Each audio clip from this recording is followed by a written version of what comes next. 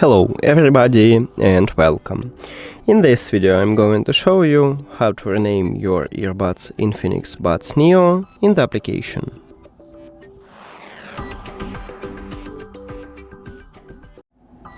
You have to start by open the Live application, and if you add your earbuds to the application you will see them at the device list. Tap on it, and after that click the information icon at the right top.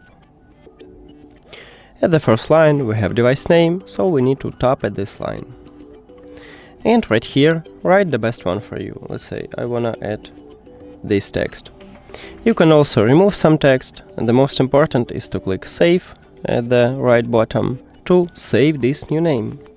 Click on it, and now, as you can see, it just changed. Thank you for watching this video. If you found it helpful, please consider subscribing to channel and leave the like on the video. See you later!